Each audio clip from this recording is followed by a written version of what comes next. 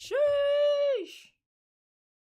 We back again with another one.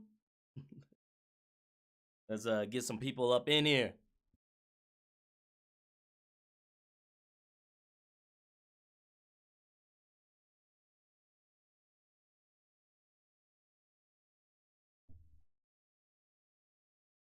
Let YouTube do its thing. Get some people up in here, man. Then we gonna jump right up into it. What up, what up, what up, what up? Yeah, it looks like YouTube sent out that notification. Shout out to Notification Gang up in the building, man. We back with another live. I'm getting in the groove of being a YouTuber again, y'all. I'm getting into a groove of being a YouTuber again. I know y'all miss me. I missed y'all. Took a little break, vacation and all that. So much stuff has happened while I was gone for the last 2 weeks. Church has been dropping a lot of videos. A lot of things have happened with Church and Hollow Boy Records and things like that. And so I'm just kind of getting into this and kind of just jumping straight in head first with it, man. Shout out to everybody in the chat, man. Yeah, it's a green stream. It's what I use in all of my videos. What up, Robbie? You guys are filling up in here, man. What's up with me? Nothing, man. Nothing. Just came back from vacation and I'm ready to rock and roll. Ready to get back on this grind, man. That's for sure. Gang, gang, gang, gang. What up, man? Y'all are filling in here. So, yeah, so we got Church, the Church man, the other country boy. And then we'll probably dig into some MrBallen and things like that, man. I don't know if I'm going to react to the other videos of Church speaking on what happened with him and Chase Matthews. I'm not too sure. If you guys want me to watch those, then I definitely will. I don't really know the gist of it. I know some of it from what I seen on Instagram and things like that while I was away. I did form my own opinions as usual. So we'll see. If you guys want me to react to those, then I definitely will, and we can, you know, dive into that. But right now we got the Upchurch, the other country boy official music video, man, and Jamaica was lit. Thank you for asking it. But yeah, let's jump up in it, man.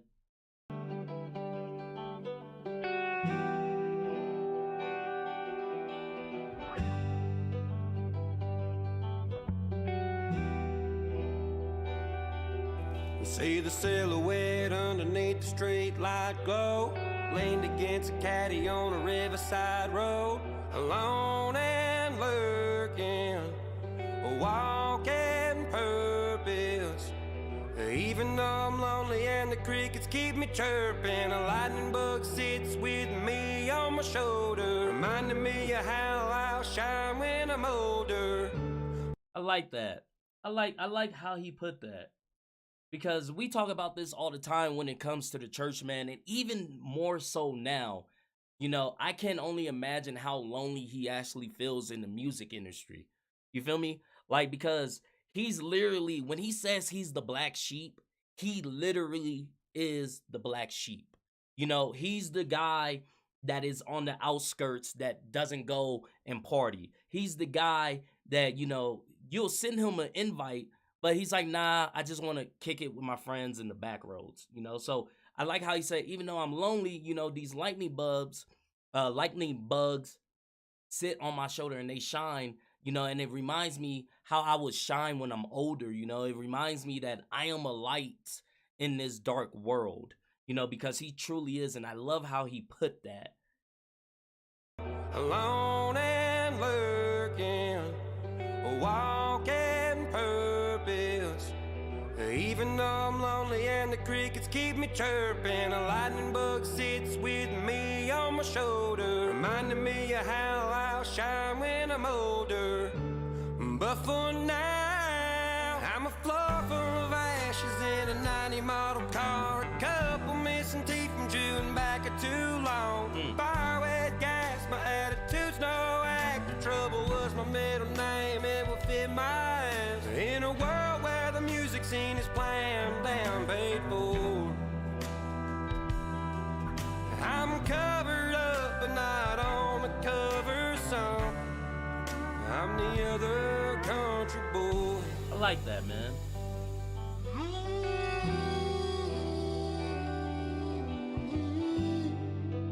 You know, I like the lyrics, and I like how no mainstream artist can really write these type of lyrics. You know, these type of lyrics that make you feel something in the sense of, you know, who he is.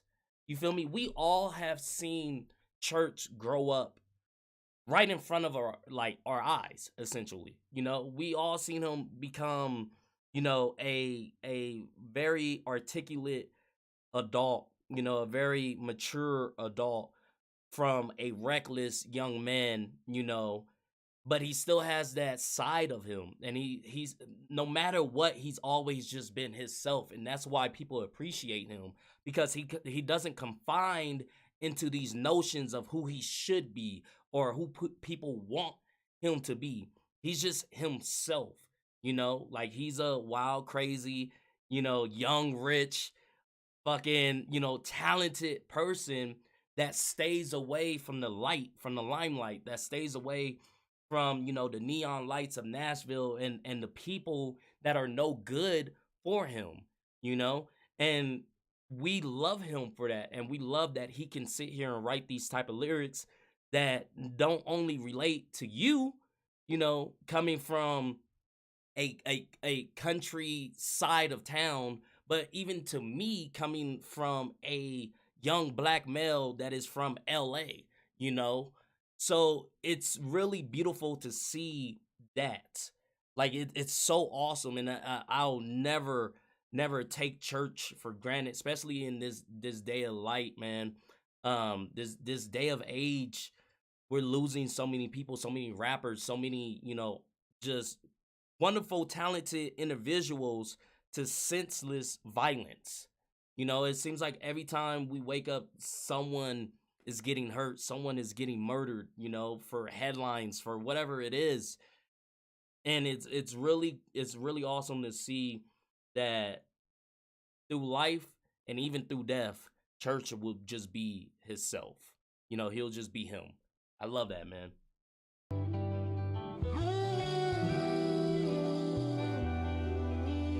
Picture perfect, I never learned it. What does that mean? Who's the judge and verdict? No one. They just think they are. My life's sweet, give me a mason jar. A few wooden planks, some wouldn't call a porch. Living out anthems to be the torch for the imperfect girls and the boys like I once was. Imperfect is perfect if you ask someone like us. I'm a floor full of ashes in a 90 model car. A couple missing teeth from chewing back a too long. Fire, wet gas, my attitude's no act. Trouble was my middle name, it will fit my ass. In a world where the music scene is planned down, paid for, I'm covered up and not on the cover some. I'm the other country boy. The other country boy. I've gone head to head with the biggest names. Got golds and platinums on my wall and frames. Talk raw to the stars, they ain't shooting a thing. No EQ to give me around here twang. Came natural, Music City is my real birthplace. Tell the tourists if they're wildin', better pump and brake. So you're gonna see a man that ain't playing standing in a bar. He's one of us, and also a country star. See, and I like that, man. That goes back to what I was saying. Like, I'm not from the country. I'm not from Nashville. I'm not, you know, from the outskirts. I'm like, I don't like fucking mud. You know, like, I hate being outdoors, but I understand and I feel that. I feel what he's saying, you know? Like, the lyrics, the passion, saying like, yo, this is my home. Like, I was actually born here, raised here. I seen these back streets. I seen the main streets. I seen what can happen to tourists. You know, I seen all of this, right? This isn't something that's made in a lab. This isn't something that's made in a studio. There's no EQ equalizer that is tuning my voice and tuning the music that I make. This is pure from the soul. You can feel it. You can hear it. Like, it's pure. And I understand that and I feel that because I'm coming from where I come from. I feel the same way. I feel the exact same way. And that's why I love his pen game, his mind, the way he puts words, the way he sings. Because it's like it relates to everybody, not just one person or one group. It relates to everybody. And a lot of people just don't take the time to sit down and just listen to his lyrics and listen to the song to understand that. And it's sad. Tell the tourist if they're wildin', better pump and brake, or you're gonna see a man that ain't playing standing in a bar. He's one of us, and also a country star. He's a full full of ashes in a 90 motor car, couple missing teeth from chewing back a too long, fire with the gas, attitude no act, trouble was his middle name, it would fit his ass. In a world where the music scene is planned and paid for, he's covered by us, but not on the cover song.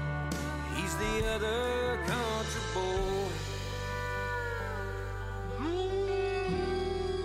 I'm the other country boy.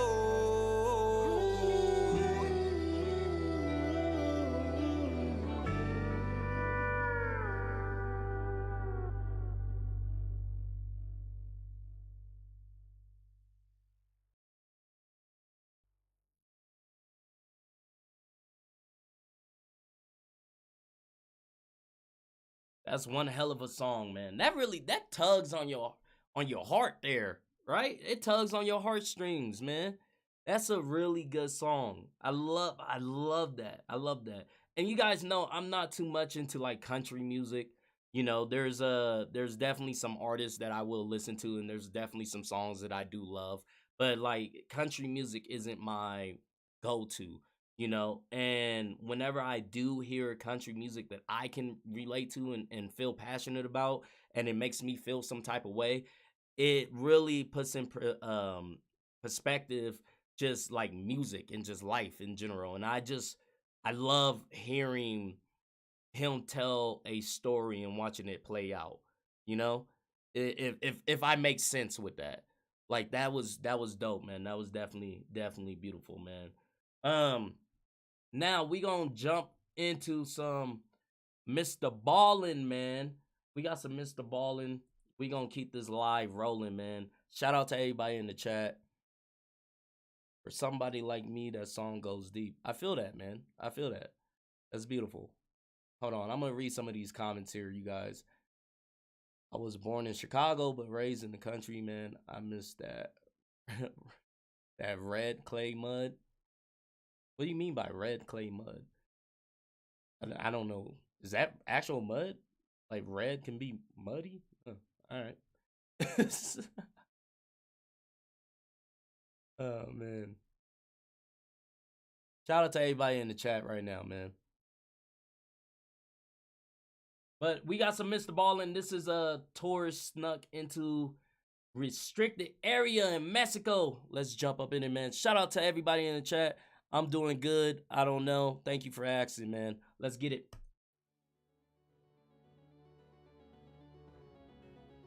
In 2021, a mother and her two sons were on vacation in Cancun, Mexico. One night, while they were staying at their resort, all the kids were invited to play in this big game of resort-wide hide-and-seek, where the hotel staff would count and the kids would hide. And so one of this woman's sons decided he wanted to play, and after the staff began counting, he took off running. And after only a few seconds, he finds the perfect hiding spot. It's this little nook tucked away in the darkness right on the edge of the hotel's property. But after he got down in this little space and he tucked down and he's hiding, he realized he was not alone. But before we get into that story, if you're a fan of the strange, dark, and mysterious delivered in story format, then you've come to the right place because that's all we do, and we upload once a week. So, if that's of interest to you, the next time you're serving ice cream at the local county fair and the like button comes up to you and asks for a vanilla cone, give them one, but don't use vanilla ice cream, use vanilla mayonnaise. Also, please subscribe to our channel and turn on all notifications so you don't miss any of our weekly uploads.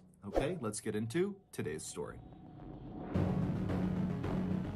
I love MrBallen, man.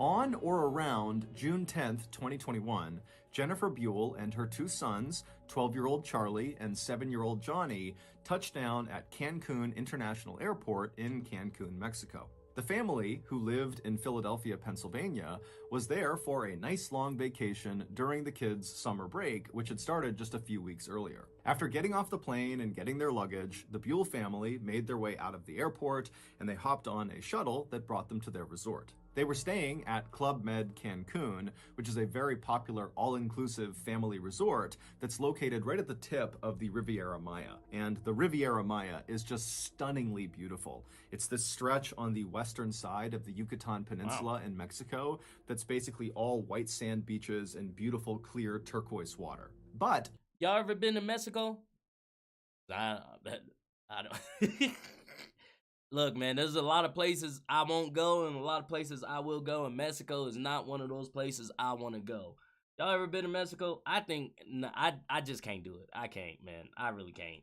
Club Med Cancun's fabulous location was not the only reason why families loved going there so much. Club Med, the huge hotel company behind this particular resort, is known for their gentil organisateurs. They call them GOs for short, and basically these are staff members employed by Club Med at all of their locations everywhere in the world, whose sole job is to make sure the guests staying at their hotels have a truly unforgettable experience. And so these really friendly GOs are always walking around these hotels and talking to the guests and pointing them to the different places they can go within the hotel, and they encourage the guests to interact with each other and to participate in resort activities. And so a stay at a Club Med hotel, whether it's Cancun or anywhere in the world, is known to be very upbeat and highly interactive. So Jennifer and her two sons, they get off the shuttle at Club Med Cancun, they go inside, they get checked in, they make their way to their room, they drop their bags, and then they head out to explore the hotel. And pretty much right away, there were GOs all over the place coming up to welcome them to the hotel and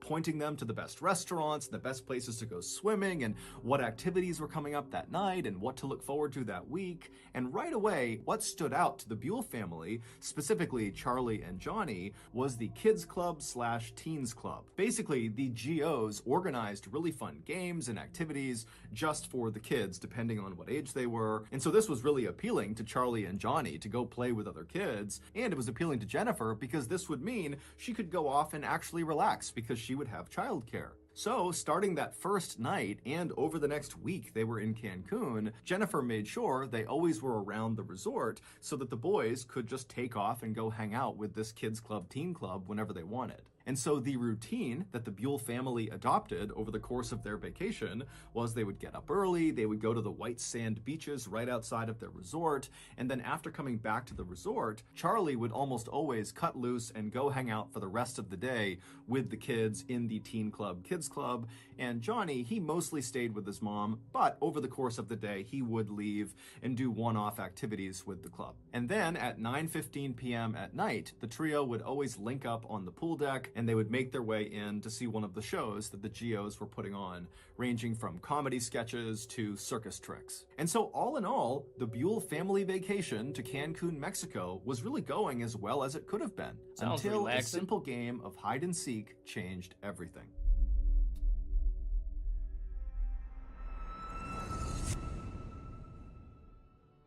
Today's video is sponsored by Rocket Money, formerly Truebill. When you become an adult, two things not even New always Mexico. happen. Number one, you immediately develop flu-like symptoms and they never really go away. And two, you sign up at the 400,000 yen annual subscription level to swearatawalrus.com, the beloved company that allows people to scream obscenities right at walrus's stupid faces, either in person or on a Zoom call. And while, of course, really giving it to a walrus is totally exhilarating, ads are it is crazy, a fleeting man. pleasure. After all, studies have shown the average adult only cusses out 2.3 walrus before moving on to swearing at other animals like the ancient Egyptian Sphinx or various sea serpents. But the problem is, when we all inevitably fall out of love with swearatawalrus.com, we often, me included, forget to cancel our costly subscription. And this is why I signed up for Rocket Money. Rocket Money is the all-in-one finance platform that helps you save more and spend less. They do this in a variety of ways, including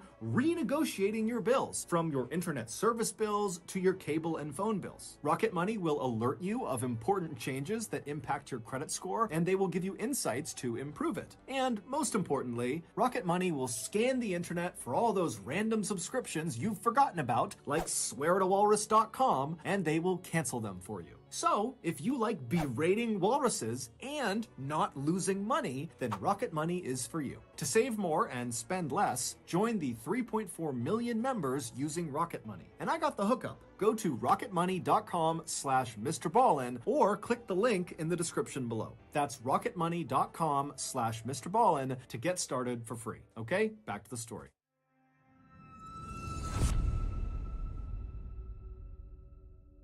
On June 18th, so roughly 1 week after the Buell family had arrived in Mexico, the family got up and they began their typical vacation routine. They headed to the beach, and then afterwards, Charlie broke off and went to spend time with the kids at the Teen Club Kids Club, and Johnny and Jennifer, they mostly stayed together for the rest of the afternoon. That evening, around 8:30 p.m., after all three of the Buells had had dinner, they decided to split up before rejoining at 9:15 to go in and see a show. Johnny wanted to head downstairs and go see a kids-only show. Jennifer wanted to head up to the second level to have chocolate fondue dessert with a friend she had made at the resort, and Charlie wanted to meet up with his friends from the Kids Club Teens Club out on the pool deck where the GOs were organizing a big game of hide and seek. And so after watching his mother walk upstairs to the fondue restaurant and watching his younger brother head downstairs to the kids-only show, Charlie turned and ran towards the pool deck. And when he got there, he immediately linked up with his best friend from the vacation, a 13-year-old named Cyrus. And very quickly after that, the GOs who were on the pool deck with all these other kids that were out there, they said, okay, we're going to start counting. You guys all hide. And so the GOs, they walked to the side of this big pool deck, they covered their eyes, they began counting, and all the kids, Charlie and Cyrus included, scattered to find the best hiding spot. And right away, as Charlie and Cyrus are looking for places to hide, they're seeing the other kids are taking up all the best hiding spots. And so for a second, they're panicking. They're not going to have a good spot. Then both of the boys looked over to the side of the pool deck, and they realize there is a perfect hiding spot that nobody's taken. Around the outside of this huge open-air pool deck was a metal fence. It was only a couple of feet tall, and it was made up of metal bars, so you could see right through it. It was basically in place just to denote the edges of the resort property, and on one length of this perimeter fence, the south side of this fence, there was a gate built into this fence. And this gate was almost always closed and locked. The only time it was opened was when a GO or another hotel staff member would open it to lead guests out of the resort property. So I'm assuming, because he said the hide and seek game changed everything, so I'm assuming that that area was restricted or some sort. But my question is, if it's restricted, why is it such a little fence? Because he said it was like, what, 2 feet or something like that? That's really small. That's a really small fence. Why not make it, you know, really large and put hella signs on it if that's the restricted area. That's to go But we'll off and see. do some excursion. But for some reason, on the night of June 18th, this fence was wide open. On the other side of this fence was just this small rectangular platform that jutted out about 10 feet from the pool deck, same level as the pool deck. And if you were standing on this platform with your back to the pool deck, on your left side would be a very small flight of stairs, just a couple of steps going down. And so Charlie and Cyrus, they look over and they see this gate is open, and they know there are those stairs kind of tucked down below the platform, and they're thinking, if we crouch down on those steps, no one will see us from the pool deck. We'll be obscured from view. And so Charlie and Cyrus, they run over to the open gate, they go through, they walk down a couple of steps, and they kind of tuck themselves down so they can barely look up and over onto the pool deck to see if anyone's coming, but they can tell there's no way anyone is going to see them unless they literally walk through the gate and are looking down the steps at them. And so Charlie and Cyrus, they're giggling with excitement because they know they have found the perfect hiding spot. And they're listening as the GOs are calling out, okay, ready or not, here we come. And after a couple of minutes, they're hearing the sound of the GOs finding all the other kids all over the pool deck. You know, there were some really good hiding spots, but eventually all the kids are found except for Charlie and Cyrus. And so Charlie and Cyrus, they start looking at each other and they're really excited about this, but they know no one's gonna find them. But right before Cyrus and Charlie stood up and revealed themselves, Cyrus happened to notice there was a hose, like a garden hose, that was draped down the steps that they were on, and for some reason, the water was turned on. And so Cyrus grabbed the hose, and as he stood up, turning away from Charlie, he began spraying the water onto the pool deck, onto the GOs and all the kids who didn't know where they were. And so everybody on the pool deck is suddenly laughing and running away from the water. It's totally chaos, and Cyrus thinks it's hysterical. He's still just spraying everybody down. And then at some point, Cyrus stops and turns to see what Charlie's reaction is to this absolute bedlam that he's created on the pool deck. But when Cyrus turns around, Charlie's not there. Meanwhile, two other hotel guests who had nothing to do with this game of hide and seek, it was a mother and her adult son, they were having a meal up in the second floor restaurant that overlooked the pool deck. And as they're sitting there enjoying their meal, they suddenly hear the sound of boys screaming. Now, immediately, they both can tell this is not a play scream. Someone is actually in danger, someone is hurt, something's going on here, and they try to look down onto the pool deck. Is there gators in Cancun? Would there be like alligators in that water or some kind of like deadly fish or something? Because like if that happened in that amount of time, but I don't know, wouldn't you hear it? You know, wouldn't his friend hear like, you know, his friend being ate or pulled down by something? I'm very intrigued.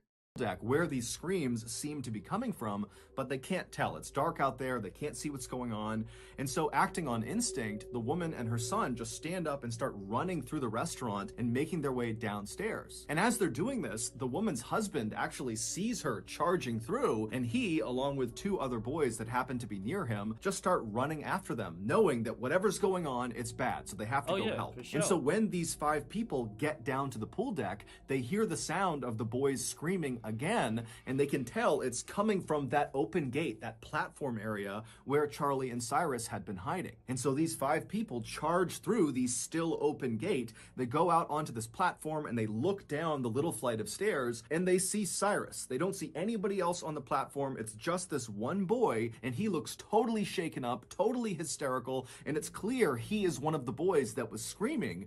And then before they could even ask him what was going on, they hear a sound coming from somewhere below the steps, and they all turn, and literally out of the darkness, Charlie just suddenly emerges, and he looks up at the adults and just says in a very calm voice, "Save me, save me." This normally completely off-limits, fenced-off platform that jutted out past the pool deck where the boys were hiding, that was actually a dock that sat over a swampy lagoon, and underneath that dock was a nest of crocodiles. Oh, and when wow. Cyrus and Charlie were on that lower step, the crocodiles had noticed them, and when Cyrus had stood up and begun spraying the water onto the pool deck, one of those crocodiles, a 13-foot monster, had come out of the water, turned around, and literally leapt up onto those steps, bit Charlie by the leg and pulled him into the water. The screams that woman and her son had heard while they were in that restaurant were Cyrus's and Charlie's, because initially when Charlie was pulled into the water, he didn't go directly under. And so Cyrus had managed to grab onto Charlie's arms,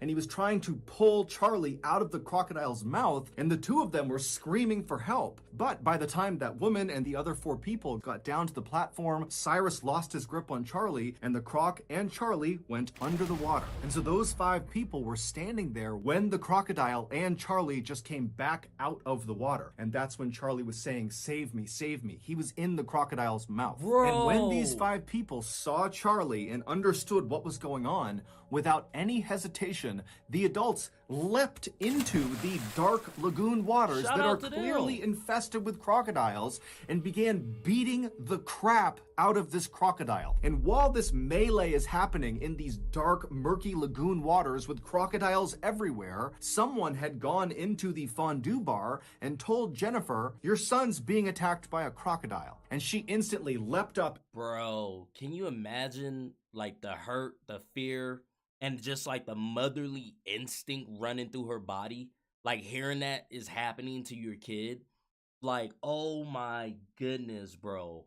What? You came to this resort to have like, you know, a great family vacation, you know, have fun, you know, and then you hear that is happening to your child. Like, I couldn't imagine, man.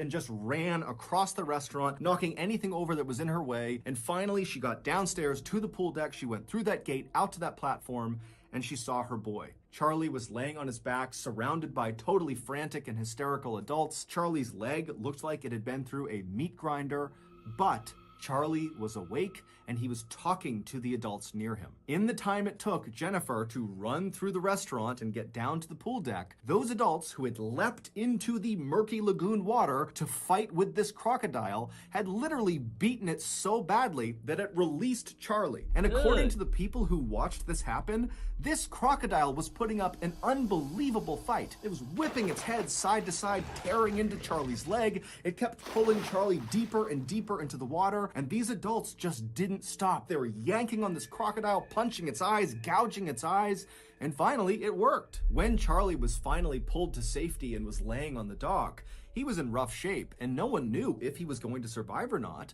But luckily, there just happened to be a trauma nurse who was staying at the resort who came outside. She assessed the situation and she took charge. She stopped the bleeding in his leg, and she stayed with him and kept him calm until paramedics finally arrived. Charlie would be rushed to the hospital, where he would immediately undergo several surgeries that would save his life.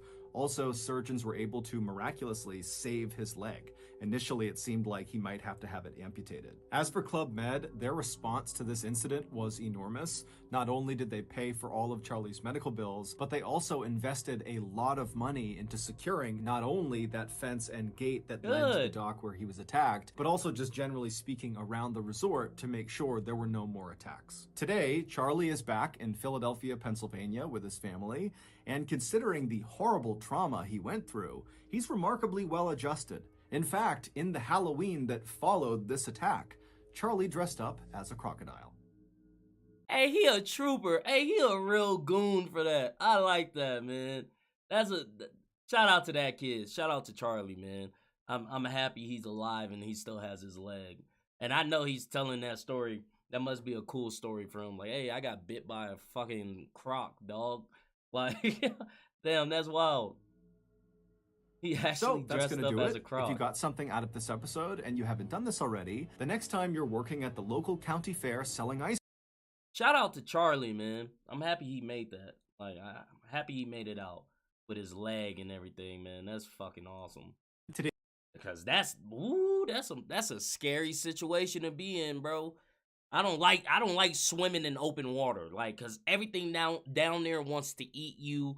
Like, I don't like swimming in open water, and like, ooh, that's terrifying for me. That gave me the heebie-jeebies, y'all. Like, that gave me the heebie-jeebies. But we gonna jump into another one. We got MrBallen. He should have never left his cabin. Let's jump right up into it. Today's video is brought to you by SimpliSafe. In 2016, 4 friends rented a small rustic cabin near a forest in a little village in Russia. Their plan was to spend the night in this cabin, and then early the next morning, they would get up and they would hike this trail that would bring them to the summit of a nearby mountain. So on March 27th, the friends got in their car, they made their way to this little village, they found their cabin, they went inside, they hung out for a bit, and then by 2 a.m., they had gone to sleep. Little did they know, outside of their cabin in the forest, lurking in the darkness, something was watching their cabin's front door, waiting for one of them to come outside. But you see here, man, and people always ask me, they always ask, why you don't like the outdoors? Why you don't go camping? Why you don't want to be in the cabin? Why you don't like swimming? Because of stories like this, bro. Things like this. Things watching you in your cabin. Like, everything out there in the wilderness wants to eat you, bro. Like, everything out there, you a meal to these animals. And I don't even know if he's talking about an animal. It could be an intruder. You're miles away from civilization. In I'm good. Like, I am so good. Like, I am so good. I'd rather be in the comfort of my home. So good. I am good. Before we get into today's story, if you're a fan of the strange, dark, and mysterious delivered in story format, then you've come to the right place, because that's all we do, and we upload once a week. So, if that's of interest to you, the next time the like button hands you their phone and tells you to please take this once-in-a-lifetime photo of them, agree to do it, but leave your finger over their lens. Also, please subscribe to our channel and turn on all notifications so you don't miss any of our weekly uploads. Okay, let's get into today's story.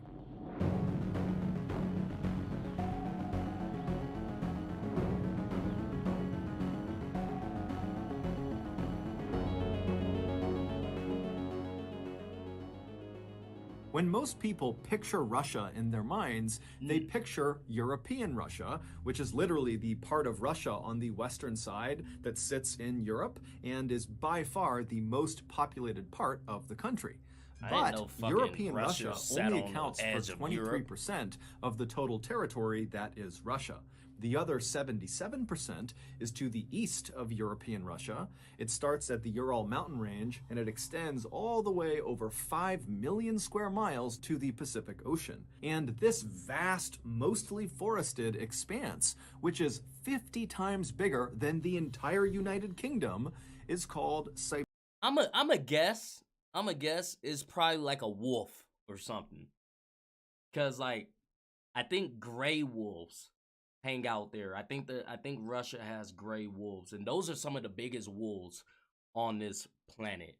Like, I watch this I watch, Discovery Channel and Disney's, fucking Wild Kingdom and shit like that.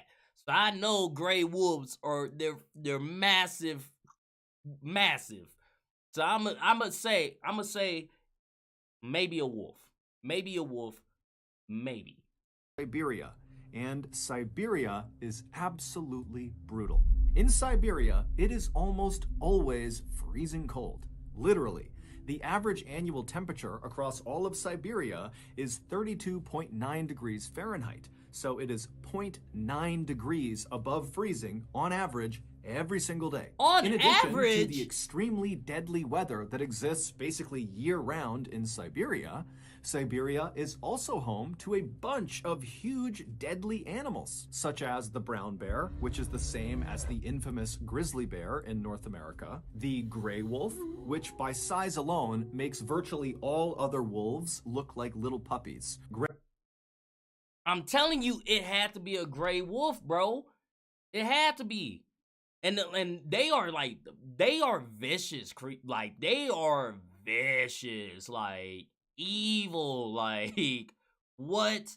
I heard some podcasts about people interacting with some gray wolves, and it's like some of the most terrifying shit you'll ever like hear. Like it's no, like they're so big, bro. Like they're massive. Like they are massive, like animals. They're massive.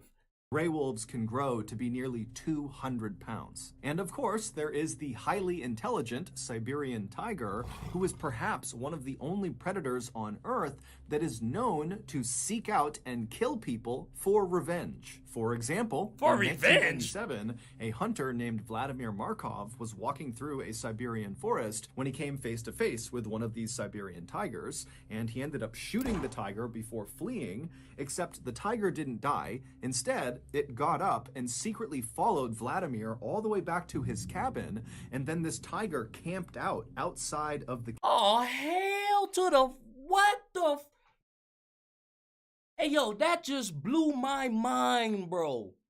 For revenge? You ever try to kill a spider right in your home?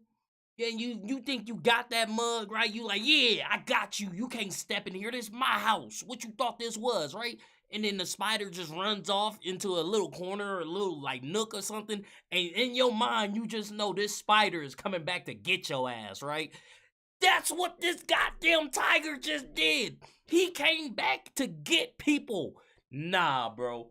I can't do it. That's crazy. Nah. Woo-wee. No.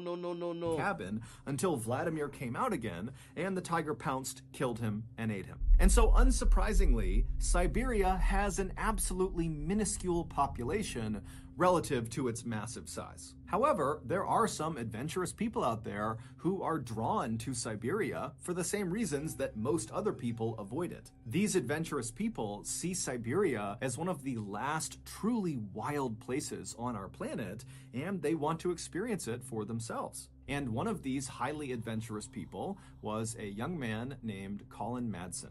Colin, who came from a very successful American family, was a big outdoors enthusiast who at some point in his youth began researching Siberia because he fell in love with its rugged natural beauty. He quickly began researching not only Siberia, but Siberian culture and Russian culture, and also at some point he became fluent in the Russian language. Then, in 2013, when Colin was 22 years old, he left his home in Missouri and moved to Siberia. He settled in one of Siberia's few population centers, a city called Irkutsk, which is located in the southeast of Siberia and right along the edge of Lake Baikal, which is the world's deepest freshwater lake. Colin's Siberia plan was twofold. He would go to school while he was there, and he would go out and explore. And at first, his plan went perfectly. He was accepted into Moscow State Linguistic University in Irkutsk, and very quickly he made friends who were eager to accompany him on his adventures out into the Siberian wilderness. From his arrival in Siberia in 2013 to 2016, Colin did well in his studies, and he spent countless hours exploring the forests and mountainous areas all around Lake Baikal and right outside of Irkutsk. In fact, Colin... I got a question. So, any of y'all in the chat, do y'all do outdoors type stuff? You feel me? Do y'all go out and camp and hunt, whatever you do, outdoors?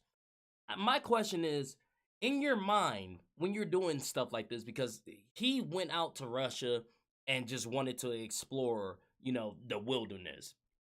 Good for you. Kudos to you. Live your life. You feel me? My question is, in your mind, do you ever think okay, if I go out this way, if I go out in this wilderness, I'm okay with that because I have a passion for it?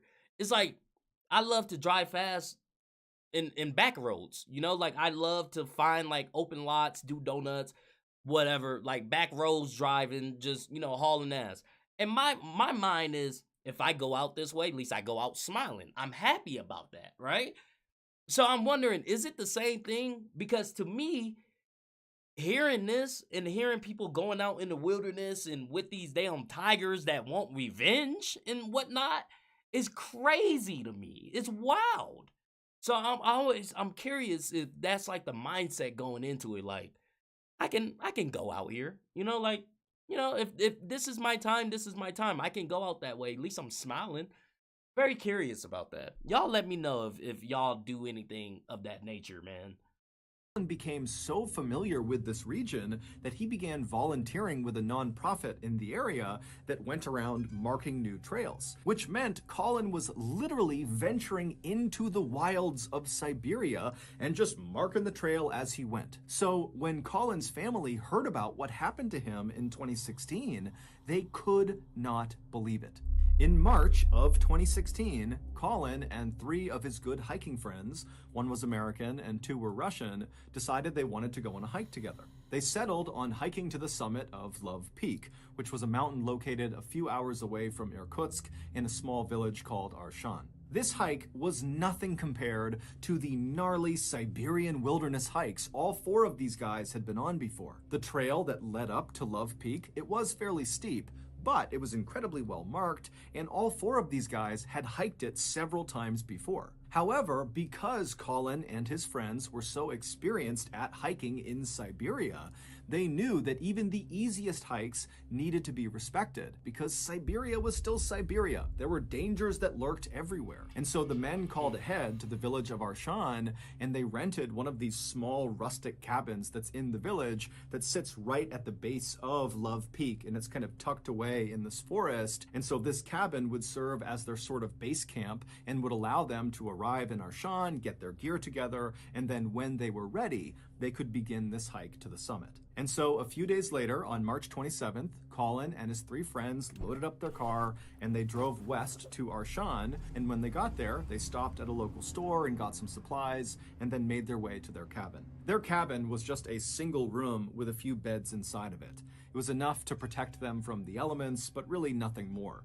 As for a toilet, the cabin didn't have one, but there was an outhouse outside that they could use. So after the friends moved into the cabin and claimed their beds and put their things down, they all sat down and began prepping their gear and eating some food and chatting. And then finally, at 2 a.m., they decided they needed to go to sleep because their plan was to get on the path up to Love Peak by 7 a.m., which meant they needed to get up at 5 a.m. to make their final preparations. So at 2 a.m., the lights in the cabin turned off and the friends all fell asleep.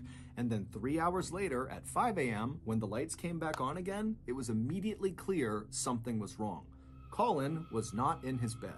His friends assumed, when they looked over at his bed and saw his personal belongings were all still there, that Colin must have gotten up and headed outside, maybe to use the outhouse or go for a quick walk, and they just hadn't heard him leaving. And so the 3 friends initially just kind of shrugged off Colin's absence and said, you know, he'll be back any minute, most likely, and if for some reason he's not back soon, he'll certainly be back by 7 a.m., because that was the agreed upon time they would leave for this hike. But as the minutes ticked closer and closer to 7 a.m. and Colin still had not shown up or tried to call them or do anything, the friends started to worry. It just didn't make any sense that Colin would just get up and leave without telling them where he was going. Finally, at 7 a.m., when Colin still had not shown up and the friends' cursory search of the outside area near the cabin had yielded no results, they decided they had to tell someone. And so they wrote a note addressed to Colin, and they put it on the front of their cabin door. And this note basically just told Colin, you know, if you come back here and you see this note, know that we're looking for you. So stay put or tell someone you're here. And so after putting up this note, the friends left the cabin and they headed to the nearest police station where they reported Colin missing. The police would eventually launch this huge search in and around Arshan, both in the forested area right around the village and then also up into the mountains near Love Peak. But despite this huge effort, no one could find Colin, at least not at first. Oh, wow.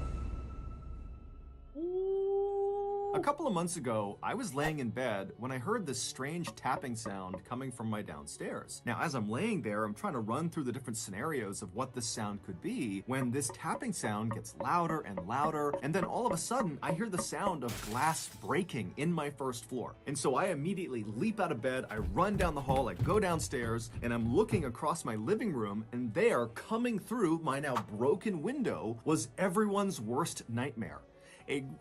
I can't even say it. Everyone's worst nightmare. I literally can't even say it. It's so stupid. Was everyone's worst nightmare. A great white shark wearing a special breathing apparatus who was carrying a crowbar looking to rob my home. carrying a crowbar coming into my home to try to rob me. Now, luckily, I had prepared for this moment, and I had a Civil War era cannon installed in my first floor, aimed at that window just in case this happened. And so within seconds, I was firing that cannon off, and Mr. Landshark was land crazy. Now, of course, most of you are thinking, come on, John, that's crazy, but that'll never happen to me. And you'd be wrong, because studies have shown 100% of all people in the world will at some point come face to face with a predatory land shark who is attempting to rob your home. And so if that hasn't happened to you yet, it's time to prepare. And that means two things. One, installing Civil War era cannons on your first floor aimed at the various windows. And two, signing up for SimpliSafe. SimpliSafe is an incredibly effective and easy-to-use home security system. Once it's installed, SimpliSafe agents will monitor your home 24/7, and they will immediately dispatch police, firefighters, or EMTs in an emergency, like when the inevitable land shark attempted burglary on your home occurs. SimpliSafe is also super cheap. It's less than $1 a day. Also with SimpliSafe, there are no long-term contracts. So, like they always say, there are 3 certainties in life: death, taxes, and an attempted burglary on your home by a land shark. You can't do anything about the first 2, but you can definitely stop the third one from happening if you sign up for SimpliSafe and install Civil War era cannons in your home. Save up to 40% on your SimpliSafe security system during SimpliSafe's biggest sale of the year. Visit simplisafecom/MrBallen. Shout out Lily, that's yours. There's no safe like SimpliSafe. You're funny. Okay, back to the story. Hold on, before we jump back into this, man, I got a question. Would you rather be in the ocean or in the forest? Because I just seen a comment from Marty's Art, and I think I agree with you. Well, for me, the ocean scares me a little bit more than the forest. Because like open water and stuff like that. I'd rather be in the forest. I'd rather be in the forest where at least I'm like a little bit more vigilant of hearing little like cracks and stuff and things trying to sneak up. But the ocean, man, the ocean, what's down there is down there, and you're in their territory. Just like it's a whole different thing for me. I can't. The ocean it's a scary place. So y'all let me know, ocean or forest, man. Which one would y'all take? On Monday, April 4th, so 8 days into Colin's disappearance, a group of searchers were looking in the forest about 1 mile away from the cabin where Colin and his friends had been staying. And they look up ahead and they see there is this clearing and there's something in the middle of it. And so the searchers begin moving their way towards this clearing, ducking under branches and stepping over brush. And when they get close enough, they can see Colin is in the clearing. And Colin is deceased. He was laying flat on his back with his left arm extended out to the side and his right arm extended but closer to his body, and both of his hands were clenched in tight fists. And on his hands and his wrists were visible abrasions and cuts, which later would be determined to have most likely been caused from someone or something holding onto him, trying to restrain Colin. Colin also had visible abrasions and cuts on the front of his neck. Colin's clothing, which consisted of a long-sleeve thermal shirt, heavy pants, and hiking boots, were ripped and torn in several places. And interestingly, Colin was not wearing socks under his boots. Now that seems inconsequential, but Colin had had surgery on both of his ankles and had scar tissue on his ankles that if he didn't have socks on, those scars would rub against the inside of his boot, and he said it was very painful. So he always wore socks. Also, Colin's body showed virtually no signs of decomposition,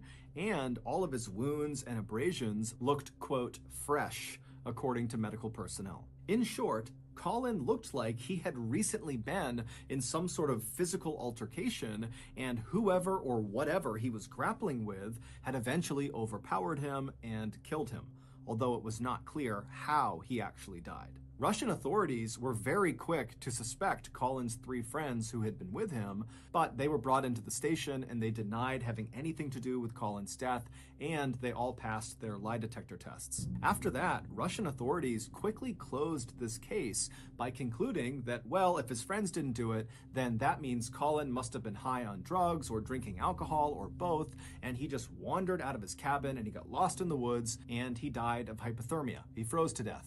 The end. However, What? How would you chalk it up to that if he has cuts and stuff on his body?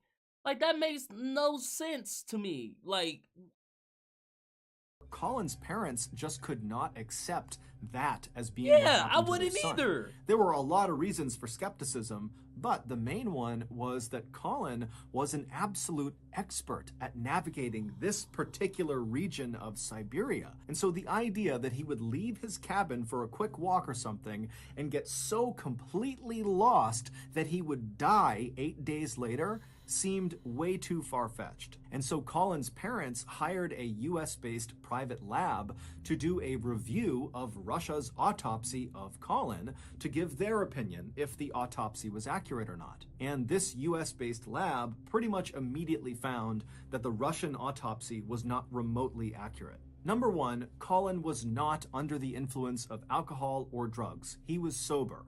Although technically he did have very small amounts of THC in his urine. THC is the chemical that is found in marijuana, but the amount was so little, it basically meant he had consumed the THC days before he went missing. And so he would not have been remotely affected by that small amount of THC in his system. Number two, the lab determined that Colin almost certainly did not die from hypothermia. Instead, all signs pointed to Colin dying from being suffocated, meaning he was murdered. Someone crushed his airway or in some way restricted him from breathing, and that's what killed him. And three, based on the lack of decomposition, the freshness of the injuries on Colin's body, and the lack of animal predation on his body when they found him, indicated that Colin did not just wander out of his cabin and immediately die somewhere in the forest. Instead, he was alive for most of the time people were looking for him. Meaning when they found him, he likely had died within hours of being found. And so these findings by this US-based lab kind of create a general theory about what must have happened to Colin. After Colin left the cabin in the early morning hours of March 28th, maybe to go to the outhouse or to go for a quick walk, when he went outside, someone or something was nearby, and they either lured Colin to them or they straight up ambushed Colin and took him away. Now, we have no idea what happened to Colin after he was abducted, but we can safely assume that after being abducted and taken somewhere, he was alive, and he stayed alive for several days until on the 8th day of his disappearance, Colin was killed, likely by his captor, either at the spot where he was found, or he was killed somewhere else, maybe in the forest, and then moved to the spot where he was found. Many people believe it was the Russian government who targeted Colin, they kidnapped him, and they killed him. And their botched investigation into his death was actually a calculated cover-up. Colin had participated in at least one peaceful environmentalist-led protest in Siberia, and after the protest, Colin apparently got a written warning by the Russian police not to attend another protest. But why would Colin, who was just one of many people involved in these protests, be singled out by the Russian government and killed for his participation? And why would the government elect to kill Colin when he was with 3 of his closest friends who would immediately notice his absence? It just doesn't add up. Today, Colin's parents are still trying to figure out what happened to their son, but unfortunately, their son's case is closed in Russia, and so no one on the Russian side is talking to the parents or giving them any new information. And so as a result, they and the rest of us are left to wonder who or what was lurking in the shadows when Colin stepped out of the cabin that morning. And then where did they take him? And what did they do to him for nearly a week before they killed him deep inside of that Siberian forest? So that's going to do it. If you got something out of today's Yo, I did not expect the ending to still be like, you know, I thought we was gonna figure out like what happened. That's crazy. No one knows what happened. Wow, bro. Yeah, no, that's a tough one. That's a tough one for sure. That one's crazy. Damn, I'm so like, what happened? I don't think it was a wolf then. Because I would assume the wolf would have ate him and he would have had like bite marks and stuff like that. If he had cuts and it looks like, you know, he was being dragged, that had to be something like a human, you know, that had to be. Damn, man, that's wow. That's that one's tough. That one is tough, man. Woo! All right. We got one more, and then we gonna get out of here.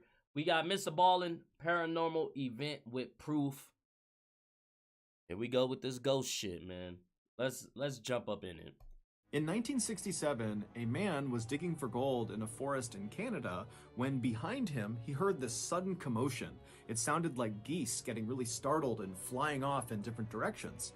And so he put down his pickaxe, he stood up, he turned around, and what he claimed happened next is referred to as the Falcon Lake incident, and it's considered to be one of the most credible paranormal stories of all time.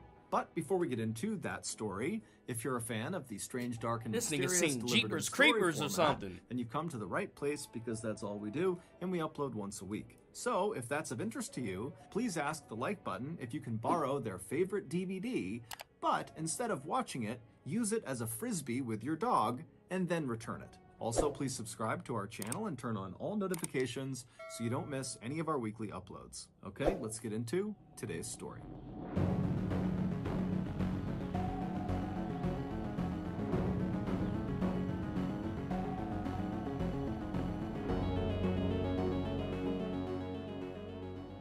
Just before 11 p.m. at night on May 20th, 1967, a 50-year-old man named Stephen McCulloch staggered into the Misericordia Hospital in Winnipeg, Canada. Stephen was so physically weak that his oldest son, Mark, was there with him, physically holding him up, carrying him into the hospital. When the nurses at the front desk saw the pair walk in, they immediately got up and walked around their desk over to these two guys and said, "Hey, what's going on? What's wrong with him?" And so Stephen at this point is so uncomfortable he can barely talk. But he takes a deep breath and then he tells the nurses that earlier that day he had been burned on his chest and stomach, and now he had this blinding headache and he was so nauseous and he could barely walk. The nurses knew clearly this is an emergency, and so they quickly ushered the pair down the hall to an exam room, and then a couple of minutes later, doctors came into the room and they asked Stephen to show them his burns. Stephen, who was already lying on his back on the exam table, slowly reaches down and grabs the bottom of his shirt and he lifts it up, and the doctors are stunned at what they see on his stomach. There was a very strange burn pattern that none of them had seen before. And so the doctors, they move in to get a better look at his... Hell no, man. Look like somebody was trying to play connect the dots on you. Oh, nah, fam. Nah, I'm good. Nah, that is crazy. Look at that.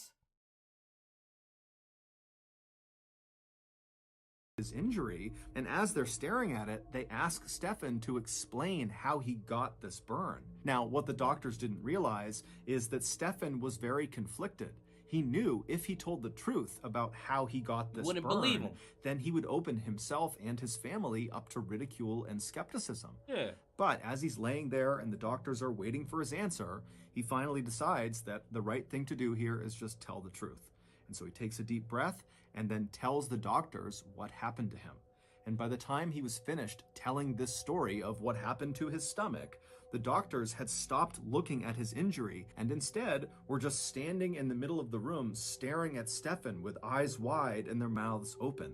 They were all literally speechless. Within 24 hours, Stefan's story had made news all over the world, and his story had attracted the attention of numerous US and Canadian secretive government agencies who were keen to interview Stefan one-on-one to really find out what he knew. In short, What Stefan claimed happened to him, dubbed the Falcon Lake incident, was a very big deal. However, the farther this story went and the more people that heard it, the more people started to question the validity of this story. It just seemed too unbelievable that maybe Stefan is just lying or this is a hoax. And so before I tell you Stefan's actual account of what happened at Falcon Lake, I'm going to give you a little context about who Stefan was prior to the incident. Because ultimately, Stefan's credibility in your eyes will determine if you really believe what happened to him. Stefan was born in the early 20th century in Poland, and when World War II broke out, he was captured by the Nazis and put into one of their concentration camps. It was called the Rawrsimbaa camp, and it was located in Poland. During his time at that camp, Stefan would bear witness to the Nazis perpetrating some of the worst atrocities ever committed against humanity. In total, approximately 125,000 people were held prisoner at the Rawrsimbaa camp, including Stefan. And of those 125,000, 40,000 of them would be killed primarily on site at the camp or on a Nazi-led death march. After the camp was finally liberated in early 1945, Stefan worked as a translator for the US Army, helping them continue to liberate other concentration camps across Europe. But by 1946, Stefan was ready to leave Europe and start a new life somewhere else and put World War II behind him. And so he and his wife, who also was held in a concentration camp during World War II, fled Poland with their 3 young kids and resettled in Winnipeg, Canada. And for the next 20 years, the McCullochs lived a very peaceful life. Stefan would find work as a mechanic at a cement factory, and his wife and his kids would make many friends and fall in love with the Winnipeg community. However, the McCullochs' life would take a sudden turn for the worst on May 20th, 1967. That was the day of the Falcon Lake incident. Stefan was a very passionate amateur prospector. A prospector is someone who searches the earth for mineral deposits, usually gold or silver. Stefan would spend much of his off time traveling all over Canada to different wilderness areas to basically hike around the forest and up over the mountains, stopping to hack into the earth with his pickaxe in hope of discovering treasures underneath the surface. Now, Stefan almost never found any treasures on any of his prospecting journeys, but he wasn't really in prospecting for the riches. Stefan just loved being outdoors and being in nature. It was very calming and peaceful for him, and considering how traumatic his earlier life had been, being in the concentration camp during World War II, finding moments of peace in his life was very important to him. And so, in May of 1967, Stefan decided to go out on another one of his prospecting trips, this time to an area called Falcon Lake. Falcon Lake is a fairly large lake located about 100 miles to the east of Winnipeg, and surrounding this lake was a big forest that Stefan had heard contained silver deposits tucked away in the hillsides. And so on Friday, May 19th, Stefan was ready to go on this trip, and so he packed up all of his prospecting equipment, he said goodbye to his wife and his kids, and then he left the house and made his way to the bus stop where he hopped on a Greyhound bus. 2 hours later, he got off the bus at the stop closest to Falcon Lake, and from there, he made his way to this cheap motel that was right on the side of the highway. He got a room, he got a quick bite to eat in their cafe, and then returned to his room and went to bed. The next morning, May 20th, 1967, so the day of the Falcon Lake incident, Stefan woke up early, right around 5 a.m.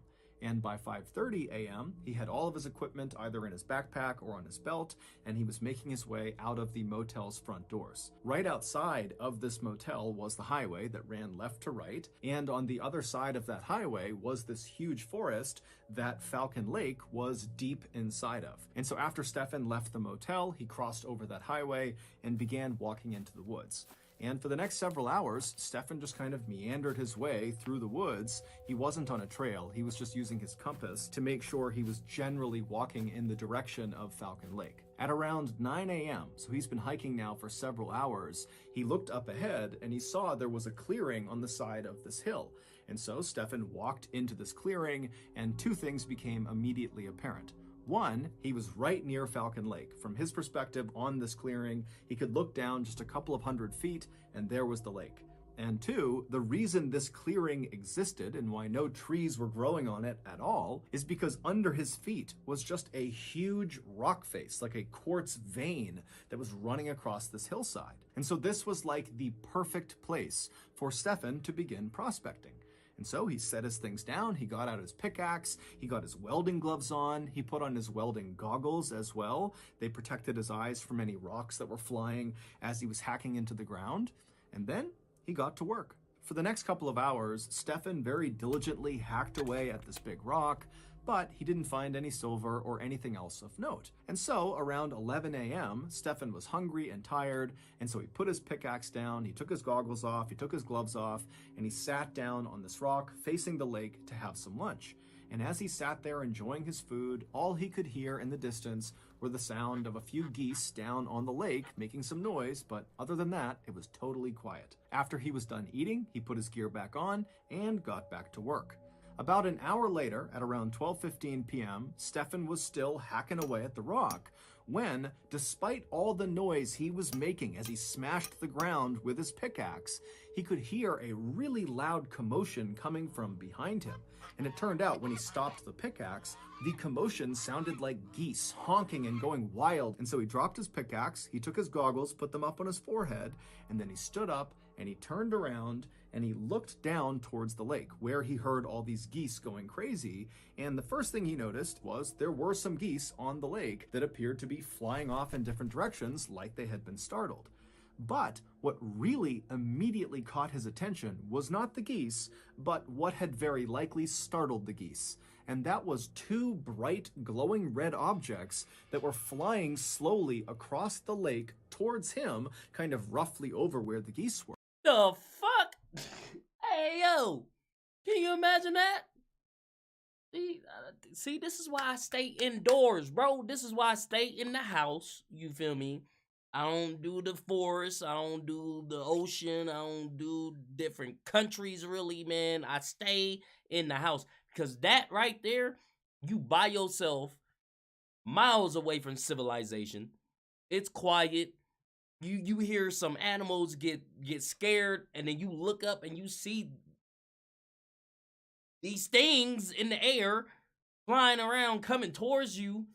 I am shitting myself. Like I you don't understand how fast I would let loose. I am straight shitting myself. Like it's over. Like I'm not. No, there's no composure. I'm shitting myself. Like that's just what it is. That's just what it is.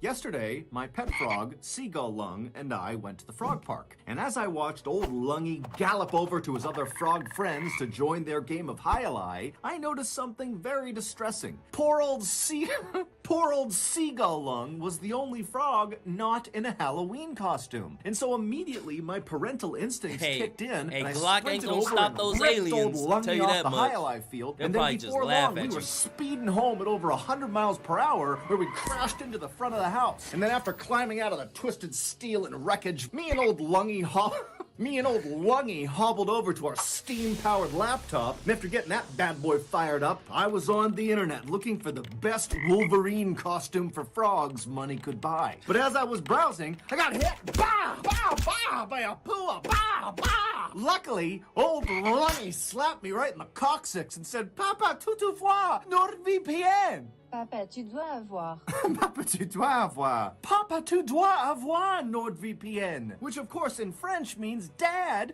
we need to sign up for NordVPN. A VPN, or virtual private network, is a service that keeps you safe while you browse the internet. And NordVPN is the brand name in the space. Its ads remind me of like those old, like, you know, old early 2000 ads, like mid 90s, early 2000 ads, you know, like ICDC college, or like, you know, like the old progressive ads and stuff like that, man. Or the dude that walks into your camera frame and he's like, "What you doing with your life? Get off that couch." His Not ads are only will dope. NordVPN ensure all of your information stays safely behind their next generation wall of encryption, but also, most importantly, through their latest feature called Threat Protection, they will automatically block all those disgusting puas that keep preventing us from purchasing the best things in life, like Halloween costumes for frogs. So, be like me and old Lungy and sign up for NordVPN today. Right now, you can get a 2-year plan for a huge discount, plus 4 additional months for free when you go to nordvpn.com/MrBallen. And it's risk-free with Nord's 30-day money-back guarantee. That's nordvpn.com/MrBallen, or click the link in the description below. Okay, back to the story.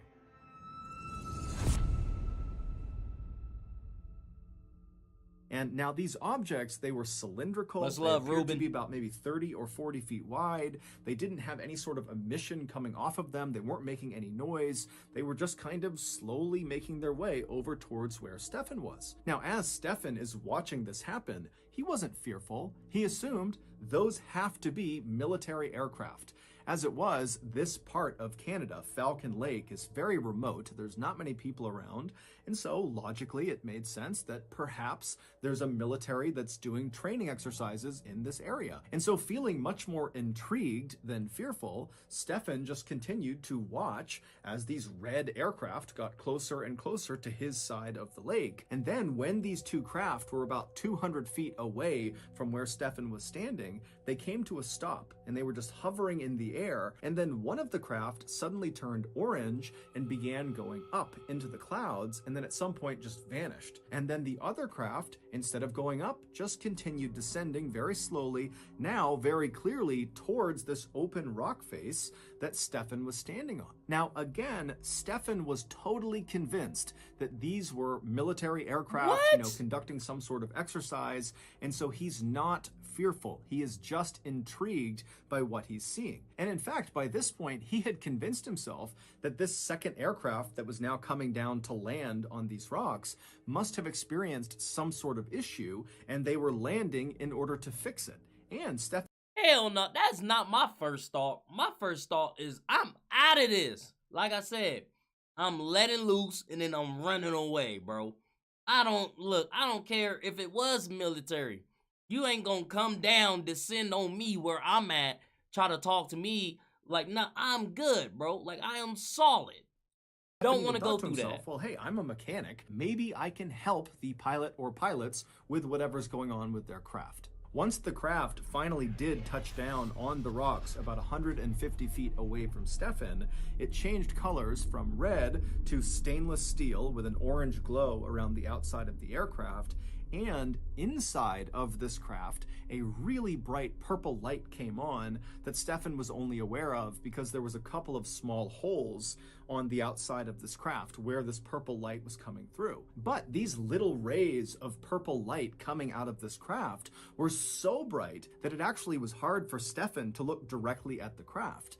And so his welding goggles were still on his forehead, so he pulled them down, put them over his eyes, and his welding goggles had a kind of tint to them, so it was like he was looking through sunglasses, and with those on, he was able to continue looking at the craft. And so through his goggles, Stefan is still just standing in the same spot where he first saw these craft, and he's watching this craft that's now landed 150 feet away from him, and he's fully expecting any minute for the pilot or pilots to come out of the craft and explain what's going on. But at first, nothing happens. And so Stefan is just standing there waiting for something to happen when he realizes he has his sketchbook in his pocket. Stefan liked to bring his sketchbook along on his prospecting trips because he liked to sketch things. And so he figured while he waited for the pilot or pilots to emerge, he would sketch the craft. And so for the next couple of minutes, that's what he did. And then after he was done sketching it, he put his sketchbook away and then... Hold on. So you drew that... motionless. But... Hold on. Let's go back. What's going on. But at first, nothing happens. And so Stefan is just standing there waiting for something to happen when he realizes he has his sketchbook in his pocket. Stefan liked to bring his sketchbook along on his prospecting trips because he liked to sketch things. And so he figured while he waited for the pilot or pilots to emerge, he would sketch the craft. So, you sketched this and you think this is part of like the military? That don't look like, bro, what? Nah, bro. That don't look like, that look like, what is that damn, the Jetsons? That look like that. Like, that ain't no damn military. Whoever looks at that and says, oh yeah, that might just be a military plane doing some, nah, you're crazy. You're lost in the head, because that don't look human, bro. Like, we humans probably would never make something like that. Like, let's be honest here. Like, we probably would not make something like that. Like, that looks abnormal. It's especially back in the day, because he said this was what, 64? Like, come on now, bro. Like, let's be real about this. And so for the next couple of minutes, that's what he did. And then after he was done sketching it, he put his sketchbook away, and then really nothing happened for about another 30 minutes. He just stood there, and the craft remained motionless. 30 minutes? 30? You looked at this thing for 30 minutes? Nah. I don't understand it. I don't understand it. The way I would have been in my bed by that point. 30 minutes? Nah, I would have been asleep, sound as nope. 30 minutes. After about 30 minutes of the craft having landed, it opened. There was like a sliding door on the side of the craft facing Stefan, and it revealed the beautiful, bright purple interior of this craft. But from Stefan's perspective, because of how bright the lights were and how far away he was, he couldn't tell what was inside of the craft. But Stefan's thinking, okay, clearly now the pilot or pilots are coming outside. And so Stefan felt really relieved, and he was just standing there waiting to talk to whoever was inside. But again, nothing happened. And so now, feeling just plain curious, Stefan decided, you know what, I'm going to walk over there and I'm going to yell into this open door to the pilot or pilots inside and make sure they're okay. And so he starts slowly making his way across the rock face towards this craft and this open door. And when he gets about 60 feet away from the craft, he suddenly stops, because now he can hear from inside of this craft the sound of two voices talking to each other. He can't really tell what they're saying, but very clearly there is communication happening inside of this craft. And so Stefan assumed that must be the pilots, and so he called out to them in English. And the second Stefan yelled out to this craft, the voices immediately came to a stop, and they did not respond to Stefan. And so Stefan is calling out to them in English, hey, are you okay? What are you doing in there?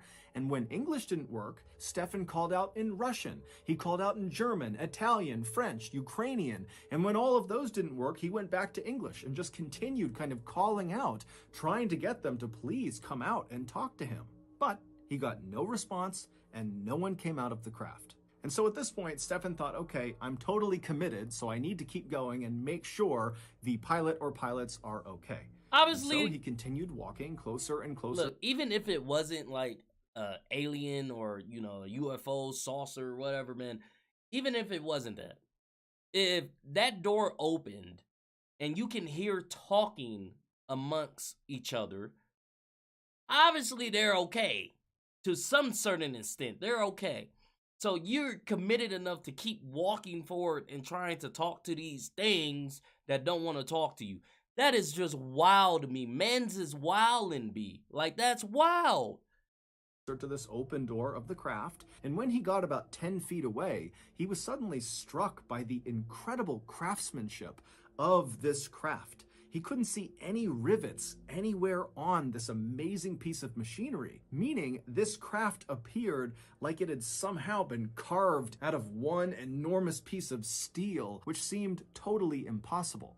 Also, Stefan noticed there were no insignia on the outside of this craft. There was no flag or anything kind of denoting who was flying it. There was really nothing on the outside of the craft. But Stefan just kept on going until he was standing right outside of this open door. He's only a couple feet away from it, and now he's looking directly inside, and he doesn't see the pilot or pilots. And in fact, because of how bright this purple light is coming out, even with his goggles, it's really hard to see what's inside of this craft.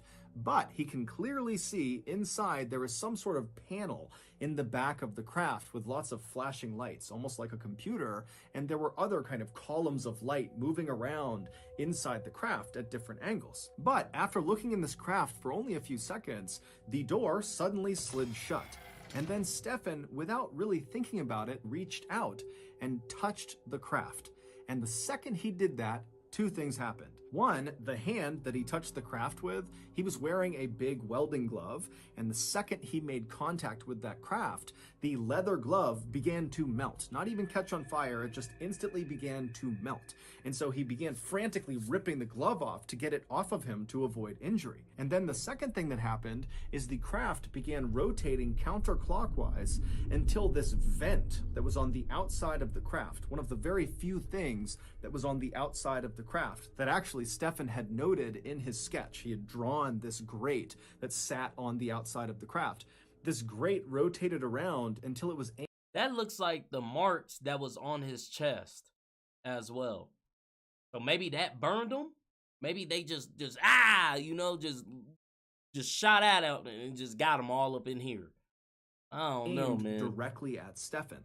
Now, to picture this grate, picture like a vent you would see inside of a building where air conditioning blows air out of, right? It's kind of like that same size, the size of a license plate on a car. And instead of there being vertical slats along the vent, like you would see with an air conditioning vent cover, on this vent, on this craft, it was like a checkerboard pattern with little buttonholes all over this vent. And so Stefan is looking at this vent, and then suddenly something shoots through the vent, like an explosion that hits him square in the chest and lights him on fire. His shirt is literally in flames, and so Stefan is frantically trying to rip off his shirt. He throws it on the ground, he's stomping the flame, and as he's doing that, he looks up and sees this craft has somehow immediately shot into the sky and is now disappearing into the clouds. Now, Stefan had no idea what just happened. All he knew is his chest and his stomach now hurt tremendously. But before he could deal with that, he developed this unbelievable headache. He suddenly felt so nauseous, and he felt delirious, like he was drunk. Trying not to panic, Stefan, who now is shirtless and badly burned, he ran over and grabbed some of his things, and then he began heading back into the woods to make his way back towards the motel. It would take him several hours of stumbling through the forest, stopping periodically to vomit, but he would eventually reach the highway, he would cross over, and he would make his way into the motel right around 4 p.m. And when he got there, he made his way into the cafe, and he asked the staff if they knew where the nearest doctor was. These staff members would later tell investigators that when Stefan came tumbling into the cafe without his shirt on, looking totally horrible, they assumed he was drunk. But after talking to him, he didn't smell at all like alcohol. Instead, he reeked of this horrible sulfur smell. The staff would tell Stefan that the nearest doctor was 45 miles away.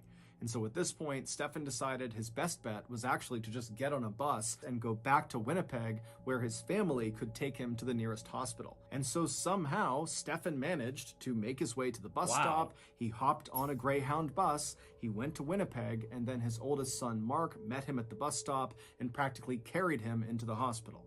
The very strange checkerboard burn pattern found on Stefan's abdomen, where he claims this craft turned its vent and fired on him, were determined not to be thermal burns, meaning he didn't get them from something hot touching his skin like everyone initially suspected. Instead, they were determined to be chemical burns, but literally no one, doctors, scientists, government agencies, no one could figure out what chemical actually burned his skin. In fact, no one was ever able to actually identify what was causing all of these ailments that Stefan was complaining of, from the headache to the nausea to the weakness to these burns, and he was tested for basically everything, from radiation poisoning to very common ailments and illnesses, and everything came back negative. Experts would go out to Falcon Lake, to the area that Stefan described seeing this craft, and sure enough, they would find an open rock face, and right around the area that Stefan described was this circular burn pattern, as if something had been perched right there that shot some sort of exhaust into the ground, and the area around this landing site was determined to be highly radioactive, although it is assumed that the reason that area is radioactive is because there is a vein of radium that runs underneath the rocks near the area. However, what no one could explain away were the 3 identical pieces of what looked like metal, which actually turned out to be a very rare type of silver, that were located near this burn circle. Now, even though the Falcon Lake area was known apparently for having silver deposits up in the hillsides, this silver, these 3 pieces of silver, were not from the hillsides of Falcon Lake. This silver was heavily manufactured. Someone, something, some machine had manipulated the metal to bend and be cut in a very particular way. And all 3 of these pieces of very rare silver were highly radioactive. Wow. They would also find traces of this very rare type of silver that seemed to have seeped into some of the loose rocks that were inside of that burned out circle, almost like the silver had melted into the rock. But despite these pieces of evidence that do seem to suggest that Stefan really did see some craft land on these rocks, and despite the fact that the US government and the Canadian government both thoroughly investigated this case and they were not able to debunk it, they basically said, well, something happened, but we don't know what. Despite all of that, Stefan and his family's lives were forever upended after this incident. Stefan was ridiculed and accused of lying and of being crazy, and his kids were unfortunately bullied at school. Shortly before Stefan died in 1999 at the age of 83, he was asked if he regretted coming forward with this story. And he would say, yes, I wish I never told anyone. But he would also say, at the time, he really felt like he had a duty to tell the world about what happened. That's some Stefan weird never shit. changed his story, and he never came out and said, I think this craft came from another world, another planet, another universe. He just said, look, I think it was an experimental aircraft. That's it. He also never made a dime on this experience. If anything, he lost money because he paid to write a 40-page pamphlet that explained what happened to him, and then he left all these copies on his porch. So if news people showed up or if nosy neighbors showed up and had questions, he would just point to the stack of the books and say, take one and read it. So that's gonna do it. If you got something out of today's Nah, that's wild. I believe him. I believe, like, we would be foolish to think that we're the only life form. Like, all these planets, you know, trillions and trillions of years and miles in space, you feel me? And we're the only ones here living, breathing, talking, walking, making things? Nah. You'll be foolish to think that. Like, nah, I believe that 100%, bro. That's wild. Woo-wee. Ah, man. Woo. Well, that was a crazy one. That was a crazy one. We gonna go ahead and end this one here, man. Thank you everybody that joined the live. Thank you everybody that, you know, is in the chat that is showing love, man. I'll see you guys tomorrow.